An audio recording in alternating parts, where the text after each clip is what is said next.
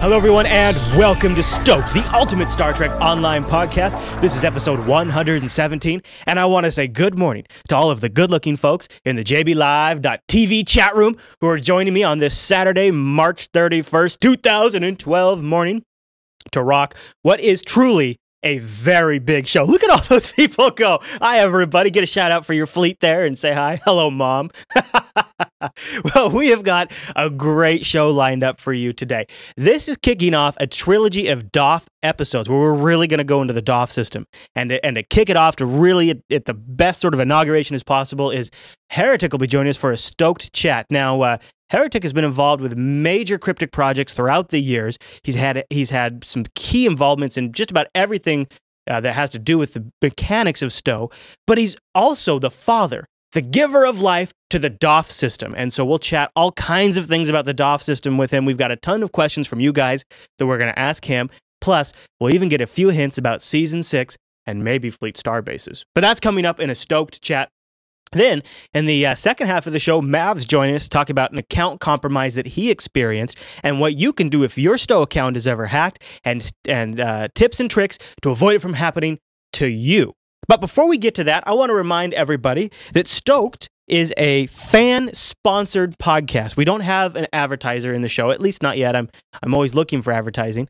But until that point, this show is funded directly by you, and we've made it fun and easy to do that. Yes, I'm serious. If you go over to jupiterbroadcasting.com and scroll all the way down to the bottom of our website, you will find links for Amazon US, UK, Newegg, ThinkGeek, Best Buy, Mint.com, Audible.com, which I love. And if you click any one of those links before you shop there, your entire shopping session is tagged to give a portion to Jupiter Broadcasting. And if you're a Chrome browser user, we have a Chrome extension which you can install, and it will automatically tag your shopping sessions at those sites. You don't even have to worry about the link.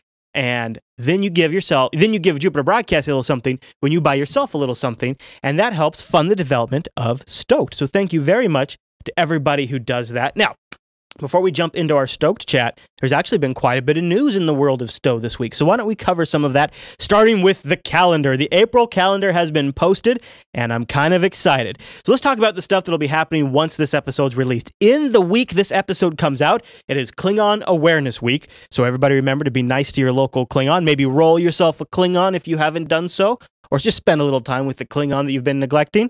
Also, you'll get a new Klingon mission, and the one I'm looking forward to is First Contact Day. And First Contact Day, the 5th through the 9th, starts the 5th, and there's an event that goes through the 5th and the 9th. We don't know a ton about it, but we do know it'll involve some lore stuff, that even the crew of the Enterprise E will supposedly be there, and it'll have a pet phoenix. But what I really like are these screenshots we've gotten of Utopia Planitia. It looks really slick, and I gotta tell you, I can't wait to run around in that environment. And I really like in the background where you look out the windows, you can see Mars out there, and you can see the spaceship out there, and space stations out there, and there's a ship in dry dock. Looking forward to that. So First Contact Day will be celebrated in-game, and you can check that out. There's also a Friday the 13th event. Don't know much about that, but I'm looking forward to that. And a Foundry Challenge coming up. I think we'll cover the highlights from almost all of those events on the show. So if you just keep tuning into Stoked every single week, well, you'll be brought up to date on that. Oh, I forgot to mention, in community feedback, Mav's also going to chat about the field generator console controversy that's going on. You may or may not have seen all of that and all the flames in the forum. We've collected some of your thoughts, and we're also going to cover that in community feedback. But enough with all of that. Let's go chat with Heretic.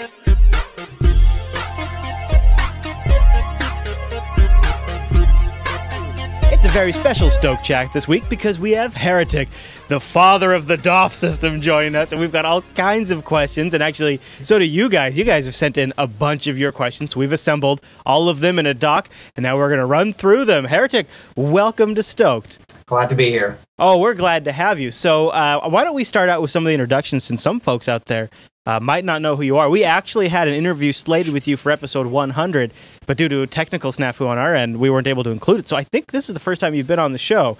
So why don't we start with, what do you do at Cryptic Studios? So I am a senior game designer, focusing specifically in systems, although I've touched a lot of different things over the years. I've been involved with, at this point, almost every game I think all but one of every game Cryptic has ever touched. Wow, okay. And that has been from at the early beginning. I was doing a lot of statistical work, and that later moved on to just a systems designer. I wound up was the systems lead for Champions briefly, and I've also had lead roles on some unannounced projects. And obviously right now I'm working on Star Trek. So what would be some of the parts of STO that we would know your handiwork from? Duty officers, obviously. That's obviously been my little brainchild. And I did a little work with the tribbles early on, mostly implementation work, and some very early skills architecture work. And more recently, I'd say probably majority of the new KDF ship consoles were my devising. Oh, okay. And the bribery to get the new KDF ships. The bribery, huh? I like that. So I actually did go up to Captain Logan and was like, "So, what kind of alcohol do you prefer?" Oh, okay. The KDF people out there, thank you. They were, because I know that's been well received. So now we've got a whole list of questions here, and we've got a couple of guys that are going to go through some of them with you. And I think we'll just probably have some as we come up. And if anything comes up that you want to throw out there, just feel free to do it. But Irish, you've got some questions for him. Why don't you kick it off? Yeah, sure. Hi, Heretic. I got one for you here, which is kind of an old school one. We've noticed that all the tribbles in the game, the breeding tribbles, come from one specific one, which happens to bear your name. Was that any kind of a personality trick, or was someone just winding you up when they did that? So that wasn't actually me. That was actually Gecko. And when he was obviously very early on when he was putting together the triple breeding game, he wanted to slot in as many of the developers as he could. And it is entirely possible it was a backhanded comment about my personality in some regards. I do tend to be I like meta systems a lot, and so I have a secret suspicion that it was a hidden joke on his part, or not so hidden as the case may be. Yeah, we figured being the source of all the breeding, it was kind of an office bike kind of a comment, but fair enough. Yeah. Okay, let's get on to the actual real stuff then. How did you end up getting assigned the whole DOF system, or was it, as you said there, just your brainchild and you ran with it? Right. So what essentially happened was I was the lead designer on one of Cryptic's unannounced projects, and for various business reasons, development reasons, the project was put on ice. And so the Star Trek team needed a systems designer, so I was moved over there. And because it was fairly abrupt when it happened, they weren't actually quite certain what to do with me because I wasn't worked into the schedule at all. So they had this, I think it was a 2-page Word document and a couple of Excel spreadsheet files. And it was this vague idea of some kind of trading game, card-ish game that could be, could actually work and was integrated from the very start to work at a microtransactional level. So at the very beginning, what there was it was basically the active roster concept and the concept of rarities for the individual duty officers. And then from there, I basically built the idea of assignments and the commendation categories and tried to integrate them into the rest of the world as well. So when you started off, did you have a specific goal in mind for that, or was it just a kind of an ever-evolving thing? Well, the initial goal was to have a system that would accomplish that, fundamental goal of, first of all, feeling like Star Trek. I mean, one of the big things that I think everybody, whether you're inside Cryptic or outside Cryptic, would agree is that, the essence of Star Trek is there's a certain feel for it. And, we had a very tight deadline when we originally shipped the game, and so we weren't able to do to the extent that we wanted to a lot of things. And one of the hopes was with the duty officer system was that would give us an opportunity to allow you to feel more like a captain, to feel more like Kirk or a Picard, or well, probably less like a Kirk and more like a Picard, but still to try to get that sort of essence. And then the second goal, of course, was to sort of dip our toe into this concept of how do we, move into more of a microtransactional model? Because even at that time, it was long before sale discussions or anything like that, but it was still a direction that we pretty much decided we needed to move in some degree in. And so what we wanted to, rather than trying to shoehorn everything in it, we wanted to have something that was built from the start to work with that. Very cool. Well, that's a little bit of interesting history that I didn't understand and didn't fully appreciate myself. All right, now we've got a couple more for Irish, and then we'll jump to Brooklyn, who's also joined us. And Heretic, Brooklyn is a member of Jupiter Force, and he is a DOF maniac. So I know he's got questions for you, but I'll let Irish finish up the last couple I think he has. Yeah, just to get on to it. It's like, now that you've said you've gone through it and you've kind of built the initial systems, do you have an ultimate goal in mind for where the system is going to kind of end and then you can move on to the next big thing? Or is it something you're just going to constantly keep touching up? One of the initial dangers of the system when we first started building it was that it would feel too divorced from the rest of the game, that it would feel too much like a mini game. In fact, a lot of people, not unfairly, refer to it as, just a giant mini game. And one of the things that I really wanted to see was to get it more integrated with the rest of the game. And in the initial implementation, it was still basically a giant mini game with some crossover in terms of rewards and inputs, but there really wasn't very much. I mean, you could play it completely separately and it would work almost perfectly fine. Or you could come on the other side, you could completely ignore it, and with the exception of the active roster stuff, it would work pretty much fine. So it is definitely at the point where it is a stable, functional game. What I'd like to see with it going forward more is to integrate it more with the game. Now, there obviously are a lot of dangers with this, and there's obviously a lot of there's inevitably going to be some adjustment. Some of the ship interior stuff, I honestly didn't anticipate some of the reaction from some people, and but that's part of development. I mean, right. Listen to people, you figure out what's going on, you try to adjust, and you try to keep at the same time what the community wants and is responding to, and then on the other hand, what are the development realities and what's the time and resources. So moving forward, I would like to see the duty officer system integrated more closely. So for example, the second wave duty officer assignments were a early experiment with that. Right. Well, speaking of integration, the last one for me on this section is one that's come up quite a lot over Starbase UGC was in relation to using the Foundry and the possibility of maybe integrating DOF missions in Foundry missions as kind of a side branch or that kind of a system. Is that something that we might be able to see once the Season 6 code branch merge takes place? It's possible. I mean, it would certainly take independent tech work, and there are some fundamental design questions. I mean, the duty officer system is very much, click and fire for the most part. And so there's the question of what would the actual effective gameplay would be. So common rewards are obviously problematic because the Foundry rewards are all in a wrapper. So it would basically need more tie-ins that are things like, if you complete this duty officer assignment with this result, you drop a force field, or it opens up something else. And that kind of functionality obviously doesn't exist in the Foundry yet. And that kind of functionality is still something we're in fact experimenting with, even in our own missions. So it certainly is possible, but I don't know when. I mean, when that would happen would depend on a lot of development questions and schedule issues. It's an interesting idea, though. I honestly hadn't considered it before, but I could see how Foundry authors could have a lot of fun with something like that. Well, that's the idea, Chris. One of the things that was mentioned, or one of the concepts, is there's a few ways of doing timers in the Foundry cheating by using weak mobs in locked off areas with a group of enemies to kill them in a certain amount of time to trigger a force field or something. So it could be something like you run, like we were saying, some kind of infiltration. You set up a DOF mission where you're technically sending out a shuttle. It's got to take out a system, which drops a shield. Then you can beam over. So it might be that the timer runs on the DOF mission rather than you having to mimic one in the Foundry mission itself. There's a few things like that, but I'd be really interested in seeing if that's something that's possible. Yeah. Now, Brooklyn, I know you've been waiting patiently to ask some of the questions that you've amassed, and now is your opportunity to unload them in Heretic's direction. Go ahead, sir. Locked and loaded. It's interesting that you just actually mentioned features that haven't been implemented yet.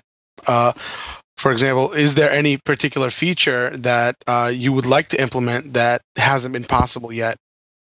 The main one, and we're very, very close to being able to do this, is something I consider to be a sort of a missing piece of the duty officer system. And that is that a lot of people, and this is true internally as well as externally, consider commendation experience points to be something that is intrinsic to the duty officer system.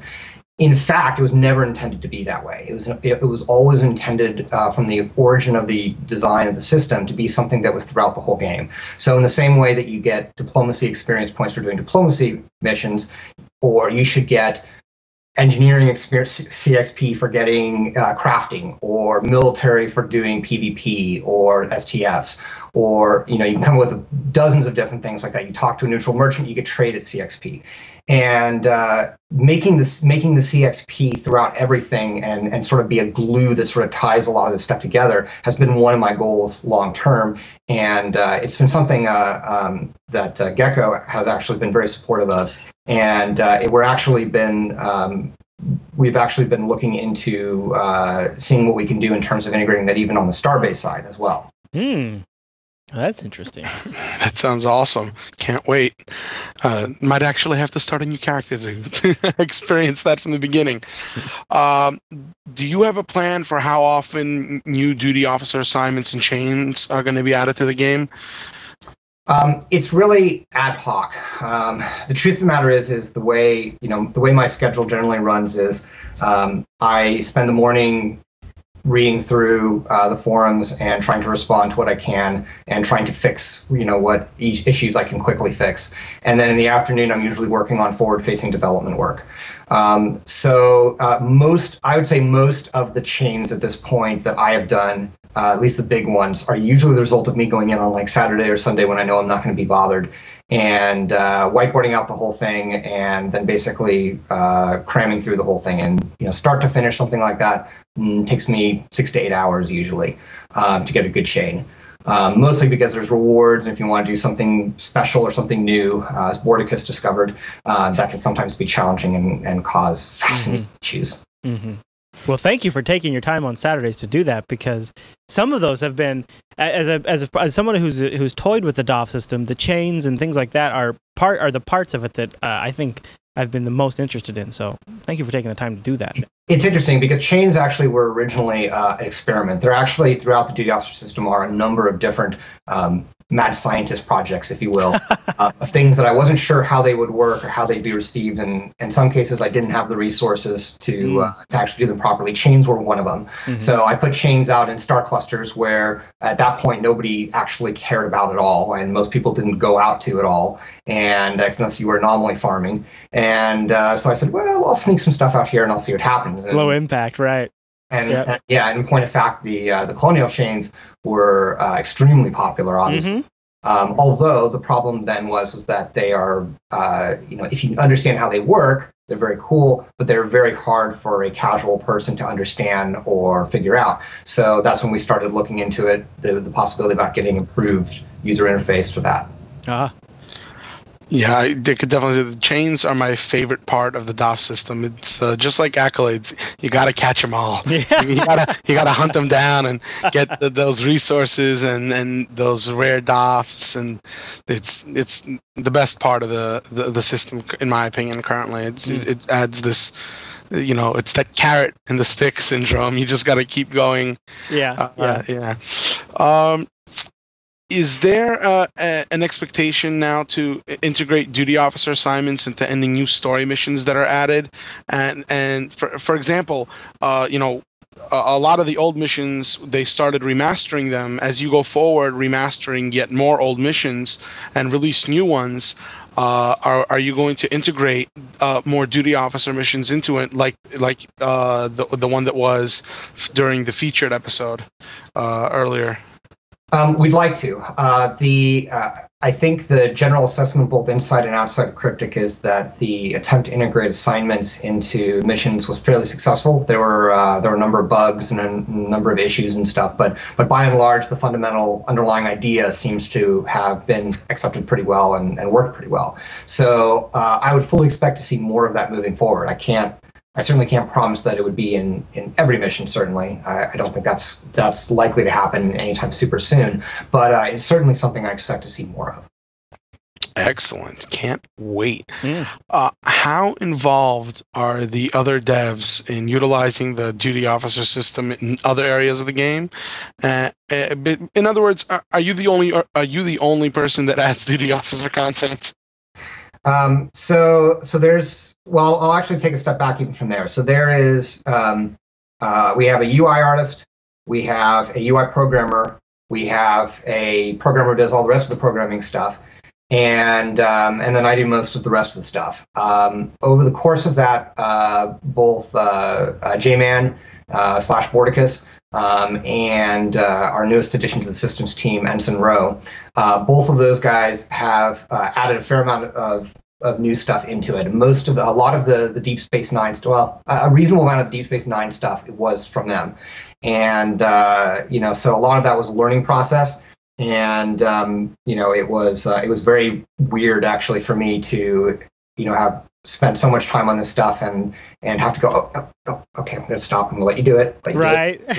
And that was very interesting for me. I mean, I've certainly managed a lot before, but I think this is the first time I have, babied a system the whole way through and then have started to hand it off. And to a certain extent that is happening. I mean, I suspect I'll always have my thumb into it to a certain degree, but most of my focus from this point moving forward is more onto fleet advancement and starbases. Although, as will become, I think, clear, the lines between the duty officer system and some of that stuff are fuzzy. Oh man, that's a tease right there. Go ahead, Brooklyn. You got one last question, and then I think we've got some questions based on what he just said. All right. Yeah, probably lob it back to Irish, and then we have a bunch of user questions as well. All right. So you spend a lot, and I mean a lot of your time in the DOF Jobs global channel, which is a great utility for the system. And has that helped you to improve the system? Do you get a lot of positive feedback from your time there? I actually don't care so much whether it's positive feedback. What I care about is whether it is useful and I'm trying to think of a polite on-air way to say this, not prickish. Yeah. I see, I mean, I've always been a big advocate of interaction with the community. I think that there is, it's a difficult alliance between developers and players, because the developers obviously have an understanding of the insides of the system in a way that the players just don't have access to. There's just no way. I mean, I suppose we could do a YouTube video and run people through our tutorial, but I have a sneaking suspicion that production would probably not like that. But the thing is, but the reason, the value of that is that, I mean, obviously we understand a lot of the macro and what the intent is and how the stuff goes together. But you can also get too close to the system. And sometimes the best laid plans and the best intentions can go off and veer off in strange directions and unexpected things. I like having lots of lead time and test time. We were very, very fortunate with the duty officer system to have quite a bit of time on Tribble before it went live. I wish we'd had, been able to have more time for like the ship interior stuff, for example. I think that there's a great deal we give that. I mean, some of it is just bugs, and we have a very small QA team, and the reality is with our schedule and how fast we have to punch stuff out, stuff gets out, and it's just the way it is. And so that is very helpful. But the other thing that's very helpful is feedback. If people say, this is what my behavior is. This is what I'm finding I'm doing. This is what I'm finding easy. This is what I'm finding hard. These are questions that are very interesting to me and are very useful to me. And as much as possible, I try to respond to that stuff. So ultimately, although it may seem, I'm a congenial person, I'm not really that congenial person. I'm really kind of, you guys are all my tools to. We're all data points out there. They're all data points, right? Well, I mean, don't get me wrong. I love you all, but at the end of the day, it was very, very cool as a player and as a podcaster to watch sort of your thought processes in the forums when you were originally developing the DOF system, and you kind of came out and unveiled what you were working on and started interacting with the community. I mean, you really took it on in the forums there, and I don't really know of any other systems like that in MMOs that have been so developed out in the open like that. So it's kind of the DOF system has I think a unique genesis in that regard. Now, Irish, I know you have some questions that probably some longtime players have been wanting to get the answers to. Do you want to see if we can score some answers to them? maybe my recollection is a bit off on this one, but I remember when we started initially talking about the DOF system in its original form, it came from a conversation about making your primary buff a forced officer and making that forced officer possibly a playable captain. And then, if I recall correctly, it then became that was considered to be a step too far and they needed to bring it to a lower level, and that's where the DOF system evolved from. So I'm wondering, now that you've developed the system and it's as broad as it is, are you now kind of in a position where you can start going back to that idea of a forced player capital, or are we still kind of having a technology gap there? So the short answer is yes. The slightly longer answer is, technically speaking, there's very little we can't do. It's a question of, what other things could be done with those same technical resources, what is currently being done time-wise, business development-wise, schedule-wise, everything else. I am still personally very bullish on a department head and first officer system. The even longer answer is that the first officer and department head stuff separately and together have, as I'm sure it's fairly obvious to players who've been paying attention, has been moved around a lot and has shifted around a lot in the schedule. And this sort of thing is one of the reasons why I think most companies are a little bit loath to talk too early and too soon and too quickly and too easily about a lot of the aspects of development. So the reality is, yes, it's gotten moved around a lot. It is also something we still want to do. And just to add one more wrinkle and complication to it, when you say first officer system, even internally, I can off the top of my head give 4 different descriptions of what people think that means. So when you say first officer, you'll get a completely different answer depending on who you ask. So some of the issues are greater technical considerations than others. Some of them are design. Most of them are just an issue of time. Okay. There you go, Irish. So it's a matter of what would you rather they work on? It's basically what he's saying. It's the classic thing. I mean, someone actually asked me a couple weeks ago. They said, "Oh, can we please get poker game and stuff like this?" And I'm like, "Well, I think that was me. Poker game and Starbases." I mean, I would like poker. Let's just make that clear. I would like it. Or let me rephrase that. Which would you like first, poker or Starbases? Actually, you know what I would like even more, to be honest with you, is, well, maybe not. I would not necessarily like this more than Starbases, but this is definitely high on my list, is a mobile app or a web interface to the DOF system. And I know, Heretic, you said you're worried about making the DOF system this standalone component from the game, and doing something like that might drive that even more, that point. But for me, the one of my barriers to the DOF system, and I know this sounds silly, but the PC that I play on is a dedicated Windows box just for playing basically a couple of Windows games, and it just gets all loud and hot when I'm in the DOF system, and it makes my whole room warm, so I avoid it. Whereas if I could just pull out the iPad, and when I'm on the go or when I'm sitting in my chair killing a few minutes and do DOF stuff, I think I'd be in that thing a dozen times a day. Have you guys talked about that at all? Yeah, it's something that I pushed for from the very beginning. I mean, it's a very, very, very obvious extension of what we're doing, and there have been licensing issues and some technology issues and some business development issues and some marketing issues and a few design issues. Most of the issues actually aren't design. It is something that we have aggressively investigated and continue to investigate, and that's okay. That's about as far as I can say. Would it help if would it help if I said that I'd be willing to pay for it? I'll give you $5 for that app right now. Yeah, we're very aware. I never pass up an opportunity to mention that is one of the the top 2 or 3 things that have been requested from this. Yeah. And I think I think when I was down there for episode 100, I'd mentioned to you and I said, even the interface looks like it's touchable. And I think you kind of winked at me and said, that's not by accident. No. So, now, Irish, I see one more question here on this list that I definitely want to see if we can get any information about. Yeah, I'm very curious. This one is, you've mentioned it twice already there, Heretic. The Starbases is your next big project. Have you got anything you can talk about on that, or is it kind of hush-hush right now? There's not really anything much I can talk about yet. I basically have to get the go ahead and clear for that. What I will say is the last couple months or so, we've been doing a lot of back and forth and a lot of discussion and a lot of underlying architectural work for seeing what can we do and how can we do it, and I will say, as of this, actually I won't even say this morning, I will say as of last night, I would say we are basically have the design nailed down. And nailed down, just so there's no, I mean, it is one of these things that will change radically, but it is a blueprint in as much as the DOS system was a blueprint when we first started talking about it. Mm-hmm. As to exactly when, we'll be able to talk about it more, that's something I'm going to have to negotiate probably with a sledgehammer and pitchfork with various individuals. So bribe them with some more alcohol.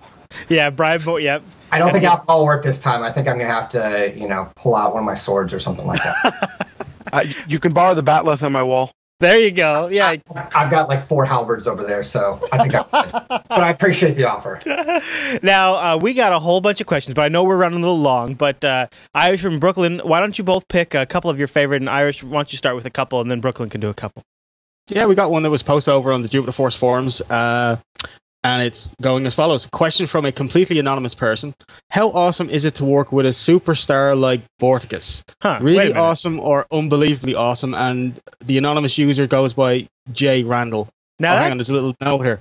Apparently, if I get a good answer from this, he'll find a way to increase my DOF roster to 4,000. I like it. Okay. Fascinating. Does he actually have that access? He's not anymore. He doesn't. No, I don't even. I actually don't even have that access on the live server. So I basically can get a big pink name, and that's as far as we can. As far as I can go. I'm like one access level below being able to do anything fun. There you go. No, it's been actually really good working with Jeremy. He's picked stuff up, shockingly fast. And he's one of the things about him that has really meshed really well is that he's got an enormous amount of passion for the IP and for the game, and so he is always sticking his nose. I'm sure Gecko at times is just going, because Jeremy's like, he's often saying, so what about this? We need this, and what about this? And people have been talking about this, and I don't know, is there any way we can do this? And what if we tried this? And that's great, because that's exactly the kind of thing that you need. And I mean, it's always it's a question of tempering that with development realities, but at the same time, you don't want to get so jaded that you don't actually try to do new stuff that's cool stuff and take the risks that are involved with that. Right. And he is very fired up and has picked the stuff up super, super fast.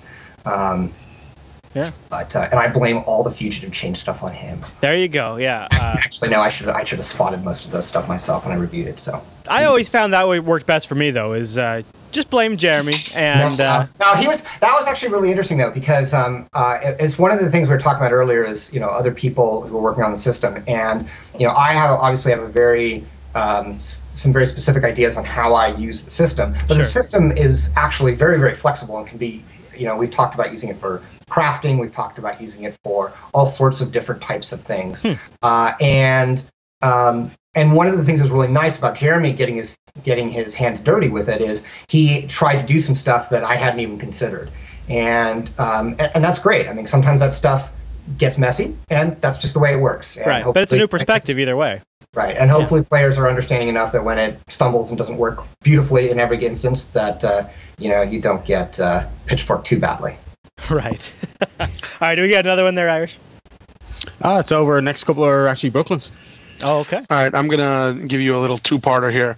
That actually ties into one of the chain missions from Esri Solo from our fleet and from the DOF Jobs channel.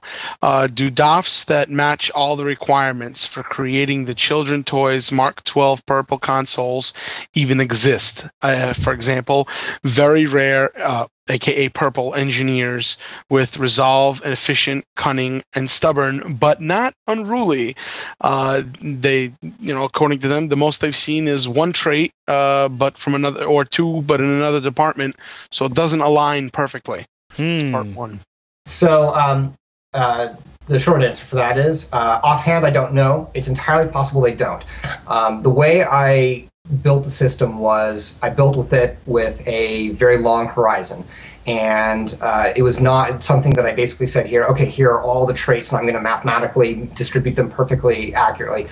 Instead, I decided to go for a much more organic approach to designing it, and to that end, there are assignments where you can't get all of the traits now, but it's entirely possible that we will have a duty officer at some point that can. But the duty officers, I mean, the closest relationship we've had is there have been a couple times when I think actually when Jeremy came on was one of the times when I said, all right, I've got these 3 traits and people generally consider these traits to suck. So see if we can come up with some assignments that'll actually make those useful. And that's how Drinks on the Town, for example, was born, which benefits Unruly. So long way of basically saying that it's entirely possible it doesn't. It's honestly not something that I pay an enormous amount of attention to. Okay. Part 2 is actually mine.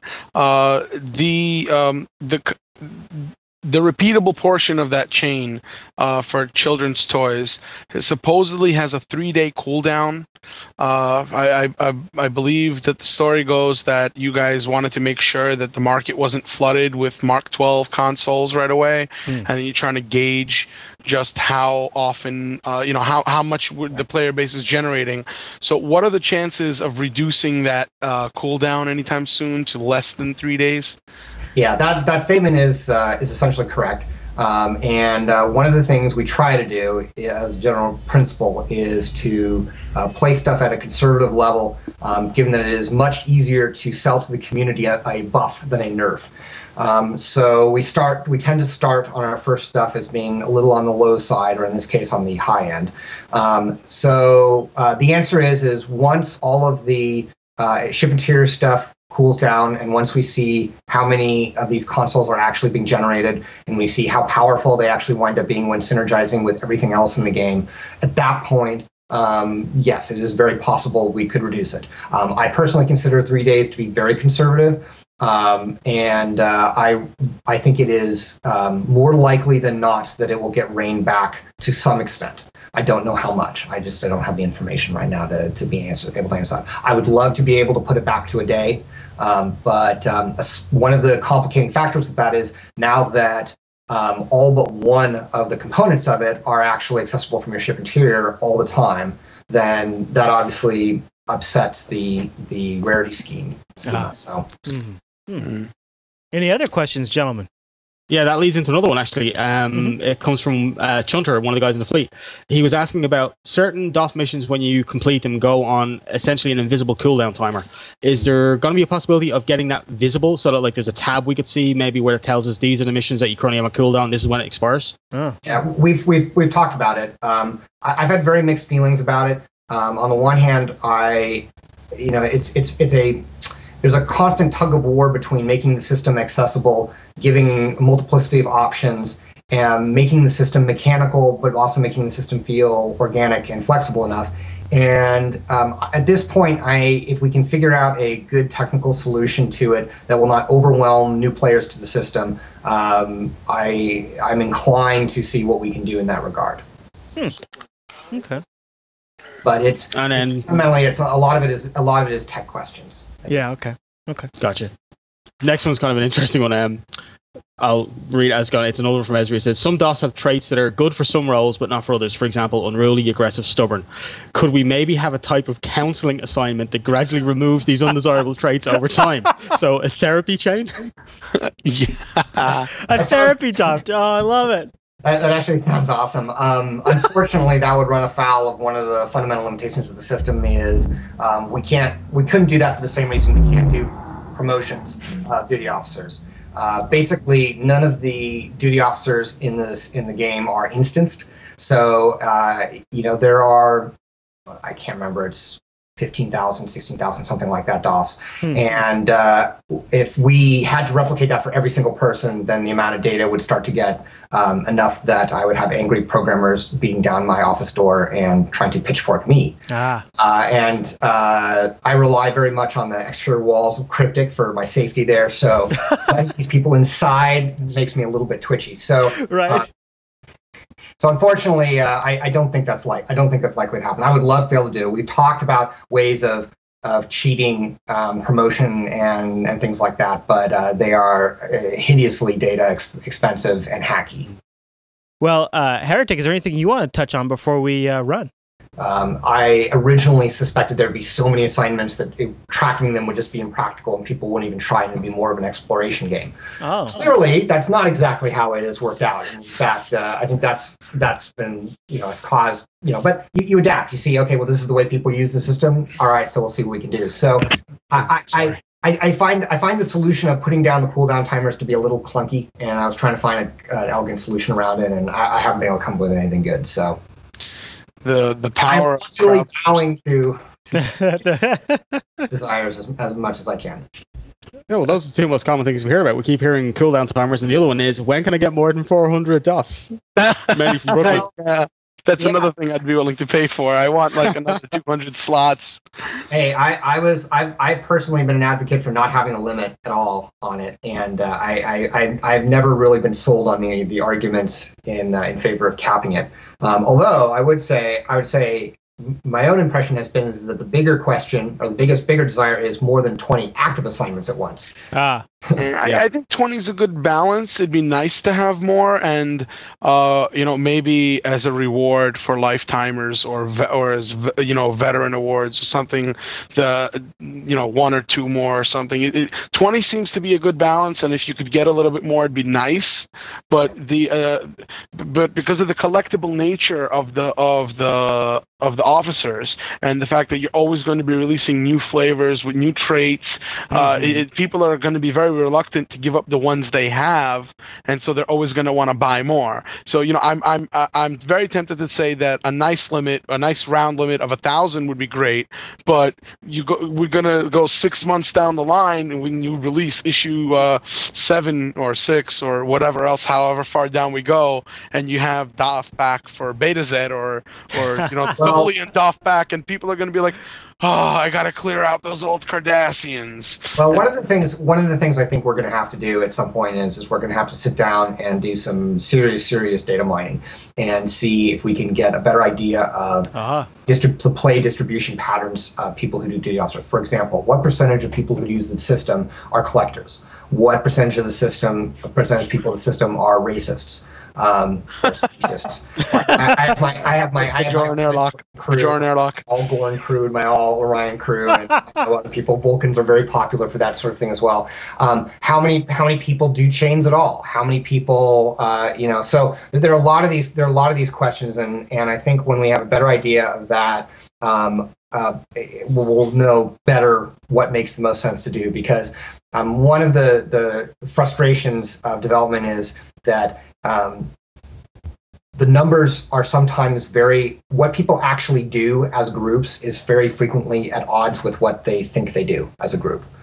And so when you look at the numbers on what do people actually buy, how many people actually expand their DOF roster, for example, how many people do things, it's not necessarily what anybody expects, and I include us internally with that as well. There have been some really big surprises on how people have used the various systems and bought various things.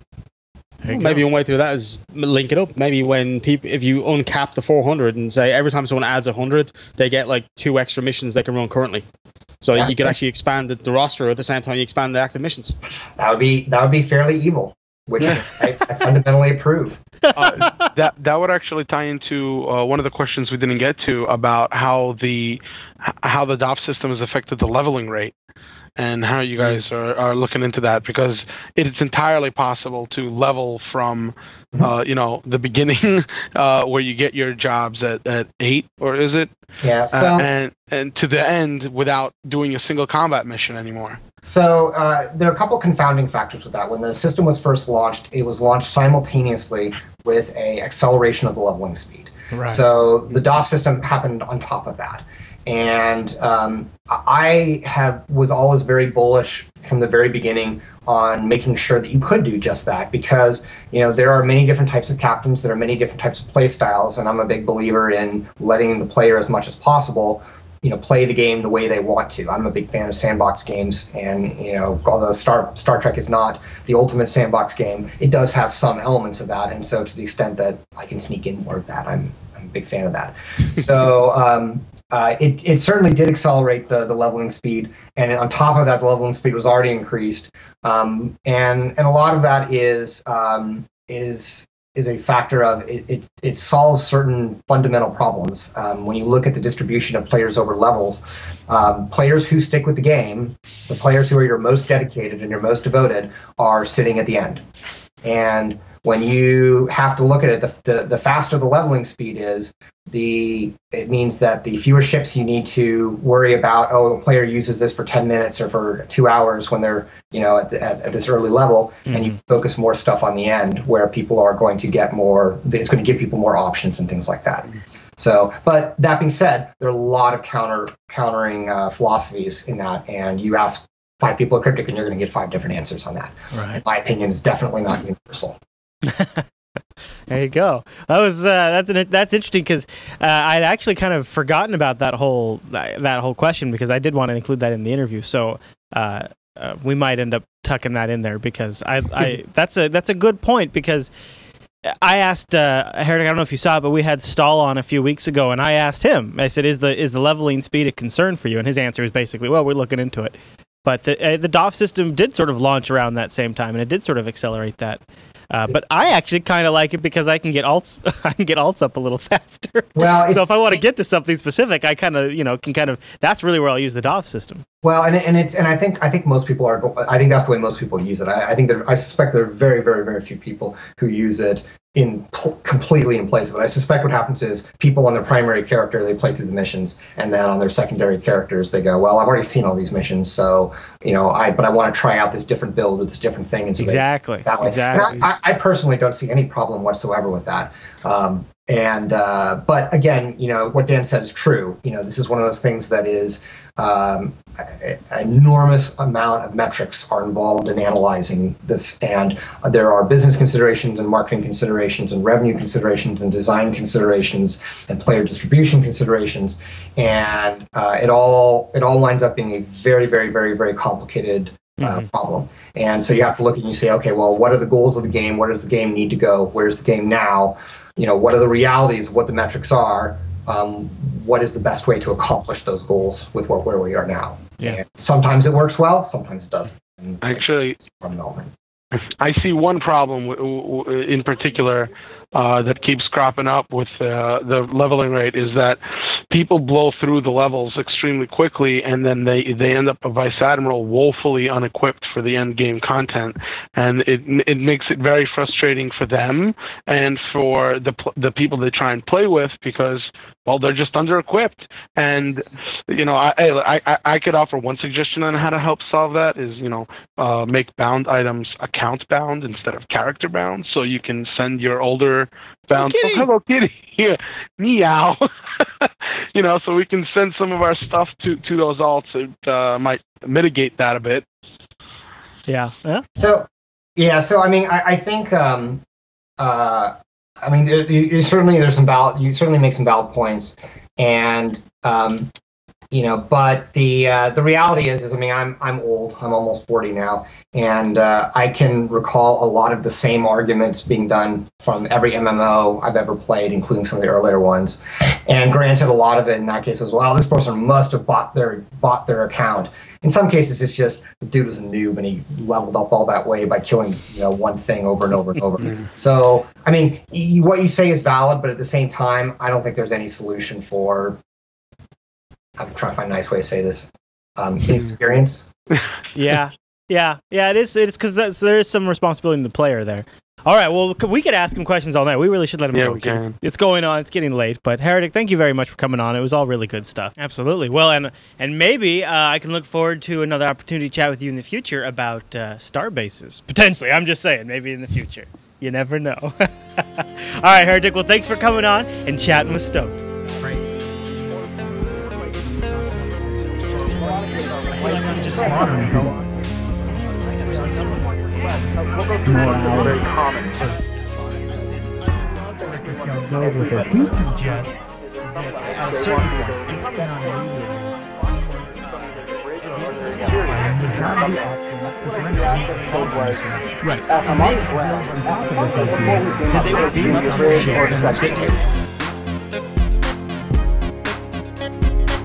And welcome to Community Feedback. Mav's back, and we're chatting about a couple of big topics this week.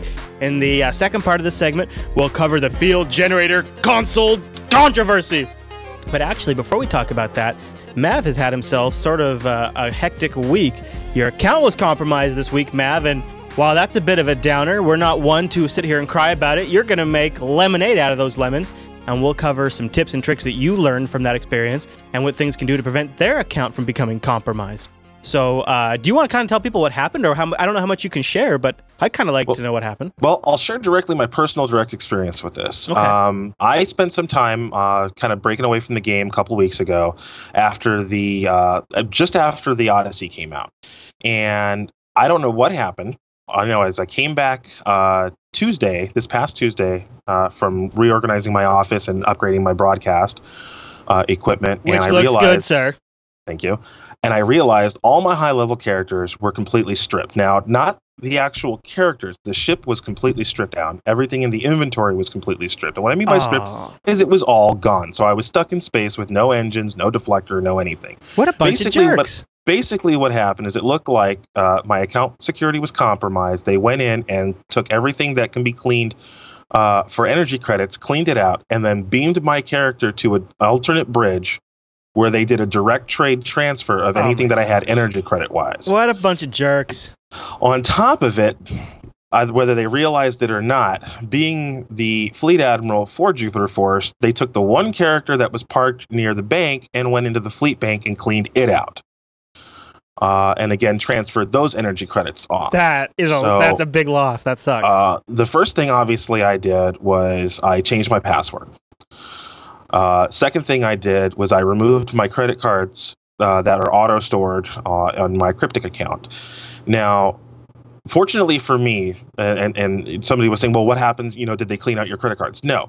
Fortunately for me, I use prepaid credit cards for my gaming. I actually have, and I'm not trying to advertise for any particular company, but I have a credit card from Walmart that's just a Walmart money card that I preload whichever particular money I know I'm going to use that month for either gaming or certain bills that I have auto-paid. I have a regular bank account that's completely separate. And all the passwords for everything is completely different. And I went around and made sure I changed all my passwords all the way around just for security purposes, because I didn't know if it was somebody with a keylogger on my system or if it was a virus I had picked up. And once I had the game locked down, I went through and, Malwarebytes. You're right, did the full check. Spywat Sweeper, made sure everything was clear. I didn't have anything on my system. So I'm on the line that I was just brute force attack. I don't know if you want to call it internet fame or whatever they were able to associate it. I don't know. I don't care. Okay. Here's the way it works out. If your account is compromised, the first thing you should do is contact customer support. And in the title of the email for the ticket, make sure you put the word hacked. Brandflakes has said what it is that is now the flag that they use to indicate to customer service that it is an account compromise, not just, a glitch in the game. And what happens is you'll usually get a response back from the community support system, from the tech support system. And what it is it starts out as a level 1 ticket, then gets upgraded to a level 2 ticket. And what happens is you'll get an email. In that email, it'll state, okay, we need some details, but first we need you to, digitally sign a little waiver saying that there's a possibility that we may be able to restore your characters. We're not sure what we're going to be able to restore it to, but we need to know that we have permission to go into your account and make those changes. Secondly, we need to know they're going to ask you what kind of time frame you think that you were hacked. If you can narrow it down, great. Fortunately for me, when they went into the bank, there was a log entry that my character went into the bank and made the withdrawal. So I'm pretty sure they were able to narrow it down to exactly what day that this occurred, and they rolled me back. Log. Right. So they probably rolled me back to either just before that day or the day that I had specified. I said, you guys can roll me all the way back to the 18th for all I care, but anything beyond that, I don't know. Okay. They asked me to list out all my characters and what level they were, and then I want to say a couple days later, I got an email back saying, okay, what we're going to do is we're going to restore all your level 50 characters. We're going to roll them back. Oh, good. Your other characters, they could not roll back. And it's probably because they were only level 1, level 2 characters. And honestly, these credit farmers or whoever hacked me completely left them alone. They left the low-level guys alone. They probably took one look at them and said it's not worth their time. Right. So they basically wiped out, whatever they could and took off and ran. I want to say about a day later, I got an email saying that the restoration was successful. Oh, great. I logged in and everything was pretty much back the way it was. Had to adjust a couple of things.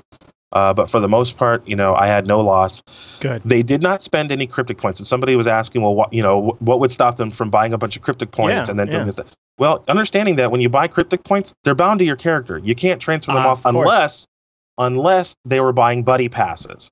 Now, that is something that they probably could do on your account when you buy, the gifting credit points. But I checked. I didn't see any transactions for that. Fortunately, I was also in between pay periods and stuff, so there was no money to even get approved for that.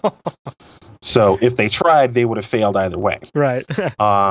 Secondly, somebody said, well, what about your dilithium? Again, dilithium is kind of bound to you. So even if they had gone to the market and sold all my dilithium at like a super low cost to screw me, crazy one way or another, price. I would have got a lot of that back. Yeah.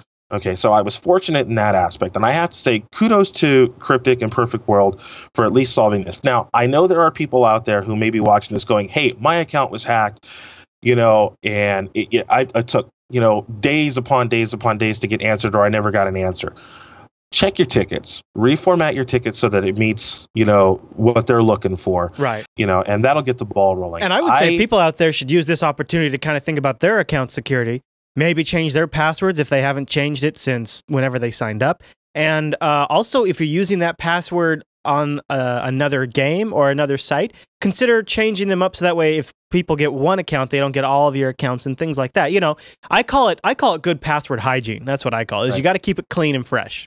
I know that a lot of people probably want us to talk about this console controversy, and it's been kind of blowing up in the forums this week. Are you ready to shift gears and talk a little bit about that? And I'm sure you've heard some people and heard from some people out there and have seen some of the threads. So what exactly is going on? Because this console is like, when I think of the field generator console, I think of it's like the one you have to have. It's like, I've got to equip it on my ship. It's the one that keeps my shields, that little extra that I need.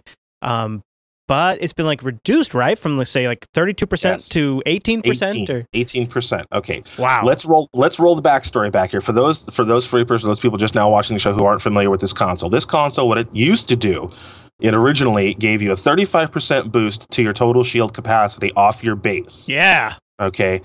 Originally, it was a non-stackable console. However, the original concept was that it was supposed to be a stackable console. But a post that was made by Stormshade back in 2010, said that, the bonuses should stack. It's not a bug. They're going to be addressing it soon. Again, this is back in 2010. The bonus on the item is a little high, and they were going to look at it, but it kind of fell to the wayside. It didn't become a priority fix. Then the Jem'Hadar shield and a couple other things in the DOF system came up. All of a sudden, this console started to work as intended way back in 2010. 35% increase to your base, and it was stackable. So people were ditching other consoles and stacking this console over and over and over and over. Yeah. Okay. Was it considered a little OP? Yes, it was. Yeah. Did they nerf it secretly? No, they didn't, because originally this console was supposed to be redesigned. All of a sudden, now that it was working properly, they decided, okay, we're going to go in and we're going to modify it the way we think it should be. Yeah. What happened is a lot of people who've been wearing this 35% console all of a sudden realized it's now only an 18% console. Now, and it still stacks, but like there's a diminishing return aspect to it. Right. There's a diminishing return aspect to it. Again, it stacks and it adds 18% to your base. So if you have one and you put another one on, it's not going to be the 18% plus, what you had before. It's going to come off the base. Now, I don't know. Don't you think the real upset here is players are never happy when you have something and then you take it away. Actually, Heretic says that in our interview with him. He says, we know internally the way we make people happy is we introduce it a little lower and then we pull it back, or we up it if we need to make it match.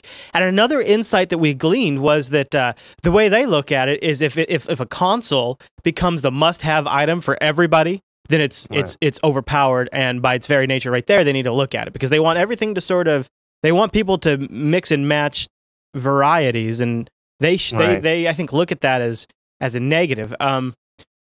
Right. What do you think, Mav? I mean, how do you feel? I'm sure you had this console.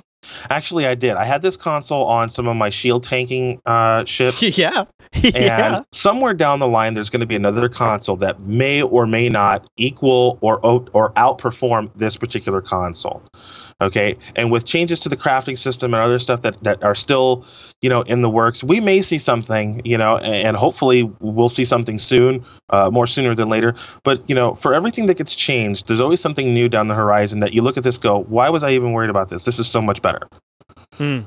The chat room is making an interesting point, though. I could see how, like, the infected space battles, those are already a challenge in the shields department when it gets a mess. That could be. Right. I'll have to get in there and play one of those. I haven't done that, so that could be. And we even know now that there are still changes to the Borg that are coming. They're going to be nerfing some Borg a little bit to an extent. We also know that there's a carrier bug problem on the KDF, and it's not really a problem for them. They're basically invulnerable pets, and they're working on that one too. So while all you carrier lovers out there are out there with infinite pets that can't be killed, you enjoy it while it lasts, because it's not going to be around forever. Now we're still waiting for final confirmation, but coming up in the next week or so, we might have ourselves a dev chat. Right? We gotta. Yes. We're still looking to, hopefully next week, we're looking to get Jams on, which is the new ship's designer. And I have got tons of emails from, rework designs to interiors to, are we going to be mothballing some old ships? There's a lot of love for that ambassador class. There really, really is. I want to coat my ship in gold pressed latinum. Now that would be a good skin. If I hit the jackpot in Cabo, I should be able to just go and just get a fresh skin where I can just coat my ship in GP. Right, that's a great idea. I like that as one of the things you could buy with gold pressed latinum or something. Is you get enough of it and you just melt it down. It could be a good crafting thing. I'm rich and I'm just going to pimp myself out in gold. That would be an awesome crafting thing. You win a bunch of gold pressed latinum and then you take it to Memory Alpha and you craft it into a sheen for your hull. The chat room loves that idea. Yeah, I think that you can sit there and go, oh, you could tell that guy plays Dobble all day long. Yeah. So talk about pimp my ride. That's awesome. All right, Mav. Well, thanks for coming on and covering those things. If people want to send questions in for Jam, they can email him to stoked@jupiterbroadcasting.com. Mav is manning the inbox and watching for your input. So send them there. All right, Mav. Well, I think that's everything. Yep.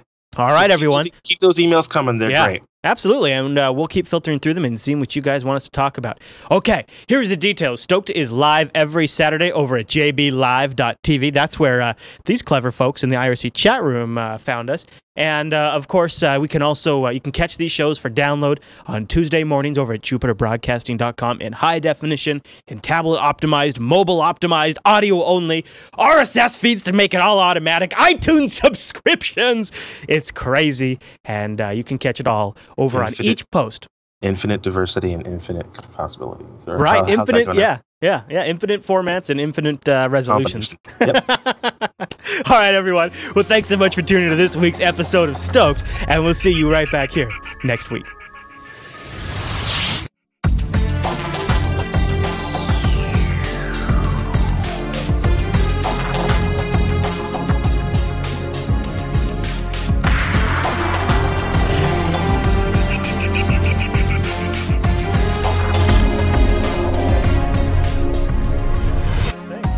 Yeah, I've just been informed in the chat room, apparently it's past my bedtime, so if I snore during the call, let me know. Yeah. What time is it where you're at right now? 10 past 1 in the morning. I'll have to just get started time. Yeah. Yeah, well, he is a night owl. All right, sir, here we go. It is community feedback for Stoked 100 and, is this 17? And welcome to community feedback.